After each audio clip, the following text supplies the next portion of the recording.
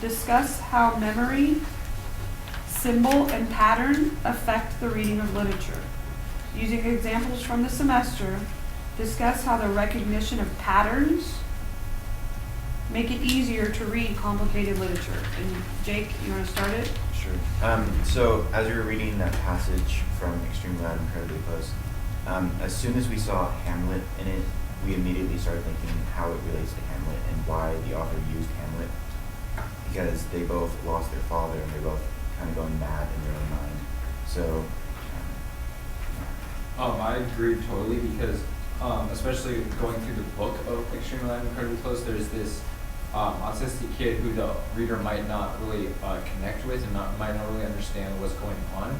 But then as soon as they introduce the scene of Hamlet, which is such a studied play and such a well-known thing, that the reader's able to connect and the reader's able to make these assumptions because of the connection to Hamlet that was. Well, what is what symbols and patterns are seen in it? So it's the symbolism of the way that Hamlet felt and the way that Hamlet was in the play that can directly connect to the way that Oscar's feeling throughout the book. That so those symbols connect to each other, and then it allows the reader to connect those things in order to create a pattern and the way that Oscar is living out his life. That's Robbie. I also think like there's in the passage that we just read, there's like a lot of repetition because or like emphasis on like extremely loud and incredibly close. Like that's a title, and the author says it a couple times too. And I think that like readers can see like there's a connection between that, and they can like infer the fact that that's really important, and that's like that revolves around the whole message of the passage. How can you see it in other texts? Or does somebody else have? We extend it with who's that? Jacob. Either Jacob. I just want you to move past just the extremely loud and incredibly close passage. Yeah. Jacob. So Frankenstein and Brave New World, I think that was really good that how we read Frankenstein before we read Brave New World, because they really connect with the whole science and how science has no boundaries. And I think just that whole reading it before another book is really helpful in interpreting like the symbolism and the patterns. If we didn't read Frankenstein, then we would have drawn no connections.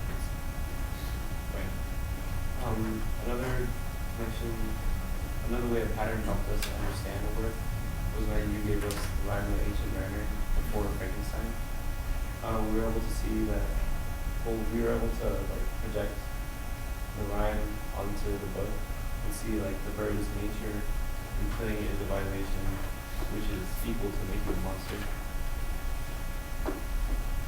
So for the importance of being earnest, there's a Shakespeare play a lot like that with the people faking their identities, and it makes it, when you're reading the importance of being earnest, you can see where the plot's going a lot earlier, and it's a lot easier to visualize it once you already have.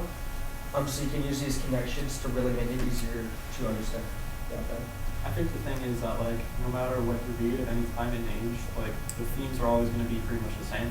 Like we can think about Shakespeare, like romance and murder and other jazz, and like no matter what you read, it's always going to be that. And then upon memory and pattern, like the memory is within your brain and the patterns which you think you kind of distinguish the text. Like you'll think about something in a different way than say Jacob might, etc. Kind of building off of what you said is I think that the last part of this question here is how does recognition of patterns make it easier to read complicated literature? I think it all goes back to the fact that how we talked about there are no original works of literature, and the fact that every work of literature is based off some kind of pattern or some kind of theme from another, whether that be Shakespeare or the Bible. So once you recognize those patterns and you kind of realize, like as you see where the story is going a little bit, it's easier to kind of dive more deeply into these complicated works of literature that you might not understand because you see a pattern from something that you have previously seen. Yeah. That would be you. I feel like reading how to read, but like the professor really helped with this because like for the symbol part, like it made us recognize like things like baptism and all that. Like when we read The Eyes of Watching God, like you would just, if you read that, you would just think that Janie's just taking like an awful lot of showers or swimming too much. And but then you like once you recognize that it's her like being reborn, like that makes it really easy to like read new words and identify symbols and like determine like when a character is changing and how they're gonna change like from that moment. Yes, Robbie. I agree with Matt and Leo, like the How to Read Like a Professor chapter, the one where there's no original work of literature. I feel like all the books that we've read like in English class from like since like ones we can remember, like they all have to do with like ones that we're gonna read in the future. Like I don't know if the English teachers like do this on purpose. Like all the books that we read like sophomore year relate to all the books we read like last year and this year. So I think like just taking from like your own like, knowledge of books. Yeah, I agree with that. I think probably the English teachers do this purposely so that's what we connect them with. But Sure. oh, okay. But my thoughts on this was we're looking at all the different stories, but I think authors also pull from things that are really relatable, our own stories and our own histories. In one of the chapters of How to Read Lit Like a Professor is talking about this. So with this story, going back to the extremely loud and incredibly close, you can connect, everybody can connect to a student that's scared of the stage and he's young and he's doing an act, or in Frankenstein, everybody can understand and connect to how people are afraid to be alone. Devin? We talked about like how it makes it easier to read complicated literature, but the beginning of the question is discuss how memories and what kind of affect the reading of literature. So what do you guys think about like the societal effect upon the person reading literature and that changing their thought of how it might be or how it might be read? Well, I kind of feel like before, like I feel like you have to first identify what you're reading as like a symbol or a pattern, because like sometimes when you're reading, you don't like understand like, oh, that's symbolic, or oh, that's a pattern. I've seen that so many times. It's kind of what we just said. So like I feel like once you identify it, like I feel like it like brings you to a new mindset and like you look at the whole text differently. Like the other chapter from How to Read Like a Professor, you have to look at the book from the author's point of view and like how they were writing it. So that's. Sort of going back to what Jaden said, how like our history and stuff, so like sort of like our experiences sort of shape how we view literature. Like if we relate to a character very well, then it'll interest us and it'll make it easier for us to read. Whereas if we're totally far, like we're not related to them at all, then it's sort of harder for us to read. Also, going like back to In Cold Blood, how like we didn't really relate to the characters, but we felt that like connection emotionally, like giving sympathy for them, so that sort of made it easier for us to read and sort of sympathize with them. Going back to Ben's point, so the different types, or having a better background of literature, is going to give you more in-depth and more layered meaning, right? So if you don't know anything and you read it for the first time, all you get from this story is that there's this guy and he's having a struggle in this drama production. But when you can make all these connections and you see that he's having emotional struggles and there's all these different emotions, the more you read, the more connections and more layers you get. Yeah.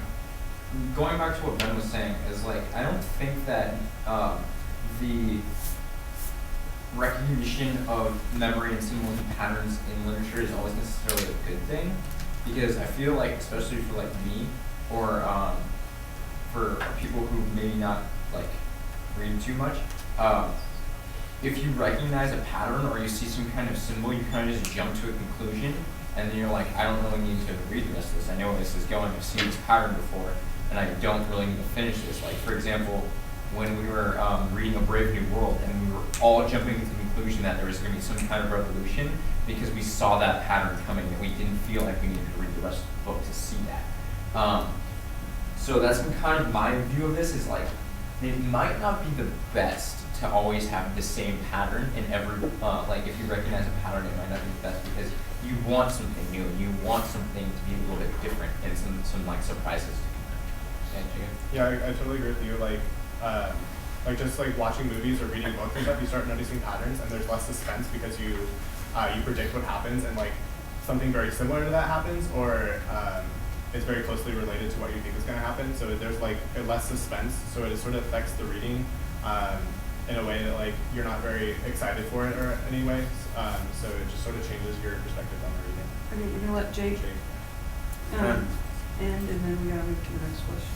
I agree with Craig completely that you shouldn't jump to conclusions, but I still think if you look at a story like Shakespeare, if you watch a movie like West Side Story and you see how they made it relevant to what we understand, it helps you understand Shakespeare, but you're still going to read Shakespeare. So I think you shouldn't jump to those conclusions, but you should still have those patterns in your head so you know how to understand a more complex story.